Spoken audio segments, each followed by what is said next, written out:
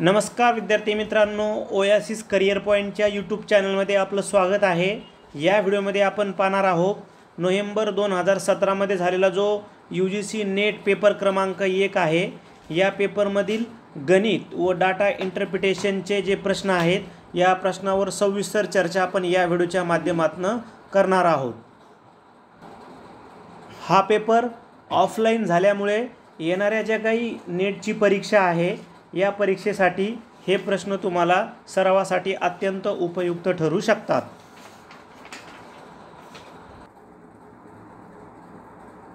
Question number 21 in this series 1 6 15 28 45 dash dash the next term will be.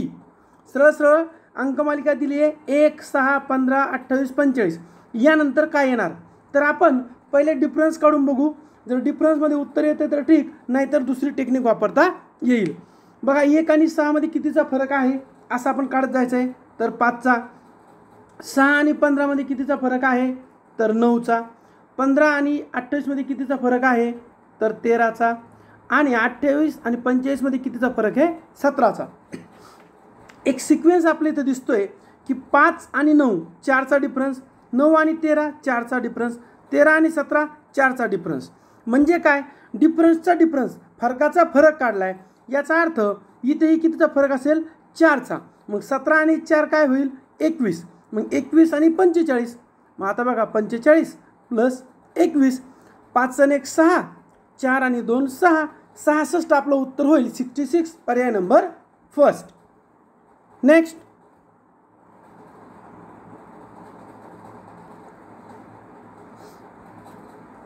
(22) question the next term in the series ABD DGK HMS MTB।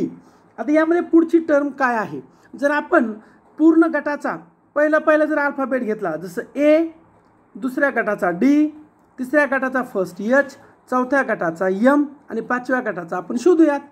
तर मग आता पहा काय आहे, A नंतर D, ही ABCD माझ्या सोयीसाठी करून घेतली। A नंतर D म्हणजे तिसरा अल्फाबेट घेतला, D नंतर H, कितवा अल्फाबेट घेतला आहे चौथा। मग H नंतर M, कितवा घेतला आहे 1 2 3 4 5वा, म्हणजे आता कितवा येणार 6वा। मग आता 6वा कोणता आहे तर पहा 1 2 3 4 5 आणि 6वा आहे S, हा झाला 6 नंबर। मग S ने सुरुवात असणारे पर्याय किती, फक्त 1 2 नंबरचा। झाला आपलं उत्तर। एवढा सोपा प्रश्न होता। पुढचा प्रश्न पाहायचा आहे आपल्याला की in certain code covalent is coded BWPDUOFM, the code of elephant will be। आता यामध्ये हे कोडिंग डिकोडिंग आहे, त्यांनी जो कोड दिला होता याचा हा म्हणजे कोवॅलंटसाठी हा कोड होता। तर आता एलिफंटसाठी आपल्याला कोणता कोड आहे यासाठी पहिले त्याला डिकोड करावं लागेल। एक वेगळी टेक्निक वापरली आहे बघा। हा शब्द ॲज इट इज जसाच्या तसा लिहून घेतला आणि हा पुढचाही लिहिला, म्हणजे आपल्याला लक्षात येईल। काय केलं त्यांनी, पहिला शब्द 8 अक्षरी आहे त्याला तोडला, 4 अक्षरी केला आणि पहिला अल्फाबेट 4 नंबरला त्याच्या पुढचा घेतला। बघा C नंतर D घेतला, नंतर पहा आता O नंतर P घेतला, V नंतर W घेतला आणि चौथा जो होता A तो फर्स्ट घेतला B। सेम तसं केलं आहे L नंतर M, E नंतर F, N नंतर O आणि T साठी U। म्हणजे ते आपल्याला तेच करायचं आहे। बघा ईच्या पुढचा अल्फाबेट कोणता आहे, ईच्या पुढचा F, मग ई साठी घेतला F, L साठी M, E साठी F, P साठी Q। सेम मेथड राहिला तुकडा अर्धा, H साठी I, A साठी B, N साठी O, T साठी U। असं कुठे आहे पर्याय क्रमांक 3 मध्ये। झालं, अगदी सोपा प्रश्न होता। Ajay is a friend of Rakesh. Ajay जो आहे हा राकेशचा फ्रेंड आहे। Pointing to the old man Ajay asked Rakesh who is he. म्हणजे एक ओल्ड मॅन आहेत समजा, बघा एक ओल्ड मॅन आहेत, त्यांच्याकडं हात करत अजयनं राकेशला विचारलं की ते कोण आहेत। तर राकेशने उत्तर दिलं की हिज सन, म्हणजे हे जे ओल्ड मॅन आहे यांचा जो हिज सन, बरोबर आहे, यांचा मुलगा, his son is my son's uncle. म्हणजे राकेशचा जो मुलगा आहे सन आहे, त्याचे हे अंकल आहेत. ओके, म्हणजे काय, सरळ सरळ त्याचे चुलते. मग राकेशच्या मुलाचा जो चुलता आहे तो कोण असणार, राकेशचा भाऊ. म्हणजे हे मॅन कोण झाले, राकेशचे वडील. पुढे प्रश्न आहे, the old man is related to Rakesh is father. अगदी सोपा प्रश्न होता. नेक्स्ट आहे, हा क्वेश्चन आपल्याला दोन पद्धतीने सोडवता येईल. मी दोन्ही पद्धतीने तुम्हाला सोडून दाखवतो बघा. A postman walk 20 metres straight from his office, turn right and walk 10 metre, after turn left and walk 10 metre, and after turning right walk 20 metre. He again turn right and walk 70 metre. How far he is from his office. दोन पद्धतीनं करूयात. समजा आपण हा centre point पकडला इथे आणि तो समोर गेला. आता स्ट्रेट, मग स्ट्रेट म्हणजे कुठं, पूर्वेकडे गेला, दक्षिणेकडे गेला, उत्तरेकडे गेला की पश्चिमेकडे गेला, काहीच दिलं नाही. मग आपण एक सरळ धोपट मार्ग उत्तर पकडूयात. मग तो उत्तरेला गेला 20, नंतर ते काय म्हणले राईट, हा राईट गेला 10, परत 10, परत 20 आणि परत 70. म्हणजे काय 20, 10, 20 आणि 70. म्हणजे ते काय तयार झालं बघा. इथे जेव्हा आपण हा पॉईंट असा जोडून घेऊ आणि हा पॉईंट असा जोडू तेव्हा काटकोन त्रिकोण तयार होतो, की ज्यामध्ये ही बाजू 30 आहे, ही 70 आहे. तर मग त्यामध्ये ही 30 कटली म्हणून ही राहिली 40. मग आता आपलं काय काढायचं आहे, कर्ण. मग बघा, पाया झाला 30, उंची झाली 40, पाया 40, उंची 30, बरोबर, कारण तो असा होईल. आणि हा झाला कर्ण. ही झाली एक मेथड. दुसऱ्या मेथडनं समजा तो इथंच आपण जो पकडला होता तो म्हणजे पश्चिमेकडे गेला असं पकडा, कारण त्यांनी कुठं गेला ते सांगितलं नाही, फक्त स्ट्रेट. मग बघा, इकडे गेला 20, परत खाली आला 10, परत समोर गेला 10, परत खाली आला 20 आणि इकडे आला 70. मग असा काटकोन त्रिकोण तयार झाला. मग बघा, पाया झाला 40, उंची झाली 30. आता आपल्याला कर्ण हा काढायचा आहे. पायथागोरसचं प्रमेय आपल्याला माहिती आहे, कर्ण वर्ग बरोबर पाया वर्ग प्लस उंची वर्ग. 40चा वर्ग 30चा वर्ग, उत्तर आलं 50 मीटर. पर्याय क्रमांक 1. नेक्स्ट, आता answer the questions 31 to 35 based on the data given in the table below. Table number of registered vehicles in India and India's population.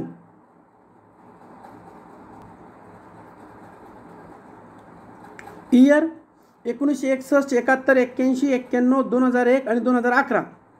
Total vehicle lakhs, total two wheelers, car, jeeps, taxis म्हणजे 4 wheeler, बस, goods vehicle म्हणजे मालवाहतूक, other आणि population of India. आता यावर आधारित आपण प्रश्न पाहूयात. The maximum decadal growth in the population of India is registered in the period. आता हे इयर आणि ही पॉप्युलेशन. मग आता आपल्याला डिकेड काढायचा आहे, म्हणजे 61 ते 71चा फरक, 71 ते 81चा फरक, 81 ते 91चा फरक, 91 ते 2001चा फरक, 2001 ते 2011चा फरक. जे 4 पर्याय आहेत त्यांचा आपण फरक काढला आहे. आता 1961 ते 71मध्ये 108.92 हा फरक निघालेला आहे. मग आता 1961ला 439.23 होती लोकसंख्या. तर 439.23ला किती वाढले, तर 108.92. तर मग टक्केवारी म्हणल्यावर 100ला किती ग्रोथ काढायची ना आपल्याला. तर त्रिराशी मांडून तिरपा गुणाकार केला, उत्तर मिळालं 24.79. मग आता राहिलेले जर आपण 3 सोडवले तर त्यांचा ग्रोथ यापेक्षा कमी आहे, म्हणून आपलं उत्तर काय मिळतं, सरळ सरळ पर्याय क्रमांक 1 हे आपलं उत्तर होणार आहे. 1961 ते 1971. तुम्हाला एक असा प्रश्न पडू शकतो, सर 2, 3 आणि 4 यांच्यामध्ये कितीचा फरक आहे, तर कसं काढायचं इथं तुम्हाला सोडून दाखवले. तुम्ही 3ही टक्केवारी काढून घ्या, तर तुम्हाला सगळ्यात जास्त ग्रोथ हा 61ला दिसणार आहे. पुढचा प्रश्न आहे आपला, in which year the decadal growth, हे बघा percentage, the number of cars surpassed that of the 2 wheels. आता काय करायचं, 2 व्हीलरपेक्षा जास्त ग्रोथ कोणत्या दशकात कारने दाखवली. Same method, year, 2 wheeler, 4 wheeler. मग 2 व्हीलर 2011ला. ओके, आपण एक उदाहरण घेतलं की जे आपलं उत्तरच आहे 2011, ते एका वर्षाचं मी तुम्हाला काढून दाखवलं आहे. मग बाकीचे तुम्ही वर्ष काढून घ्या त्या पद्धतीनं. काय करायचं पहिले ते समजून घ्या. बघा काय करायचं आपला 2011 ओके 2011ला किती आहे 1018.65 वजा 2001चं काही दशक काढायचं ना 70.58 कुठे गेलं हां टू व्हीलर झालं तर मग किती येतं ते 633.09 मग आता 385-56ला एवढे तर 100ला किती टक्केवारी काढली किती आली 164.65 बरोबर म्हणजे 2011 आपलं उत्तर आहे बाकीचे तुम्ही काढा तर टू व्हीलर आले 64.65ची ग्रोथ झाली आणि कारची किती झाली तर 170.28 सेम मेथडनं काढून दाखवलेलं आहे म्हणजे 2011ला जास्त उत्पादन वाढलेलं आहे ग्रोथ जास्त झालेली आहे आता 81 1 आणि 91 या मेथडनं तुम्ही काढू शकता नेक्स्ट आहे what was the average decadal growth in the number of cars during 1961 ते 2011 यामध्ये कारचं ग्रोथ किती झालं दशकीय ग्रोथ मग सेम पद्धतीनं पहिले वाजाबाकी करून घ्या 61 ते 71 3.72 71 ते 81 4 यांची वजाबाकी केली हां यांची आणि यांची यांची आणि यांची यांची आणि यांची मग 61ला किती आला 120चा ग्रोथ झाला आणि 2011ला म्हणजे 2001च्या तुलनेत 170.94 मग असा राहिलेल्या सगळ्या वर्षी काढा 61 71 81 91 1 आणि 11 मी 2 वर्ष तुम्हाला डेमो म्हणून काढून दाखवले आहेत जर तुम्ही तो काढला तर तो एकूण येतो बघा सगळ्यांची बेरीज येते 655 किती वर्ष किती दशक आहेत 5 दशक मग जर आपण भागाकार केला तर उत्तर मिळतं 131% वाढलेलं आहे आता in the year 2001 the total number of vehicle the number of passenger vehicles four wheelers accounted for म्हणजे इथं आपलं फोर व्हीलर दिसेल बघा ते यूजमध्ये पण येईल हे बघा काय आहे 2001मध्ये काय झालं की 70.58 लाख फोर व्हीलर विकल्या गेल्या आणि एकूण किती होत्या 549.91 मग आता काय करायचं आहे 549.91 हे टोटल ॲव्हरेज होतं टोटल उत्पादन होतं तर त्यामध्ये फोर व्हीलर किती आहे 70.58 आहे तर 100ला किती जर ते काढलं तर उत्तर येतं आहे 12.83 मग आता 12.83 कुठं पर्यायच नाही मग ॲप्रॉक्सिमेटली याच्या मागं जवळचा सगळ्यात अंक कोणता आहे तर 14% झालं आपलं उत्तर आणि शेवटचा प्रश्न जो 35 नंबरचा होता तर याचे चारही उत्तरं बरोबर दिलेले आहेत त्यामुळे आपल्याला तो प्रश्न सोडवायची गरज नाही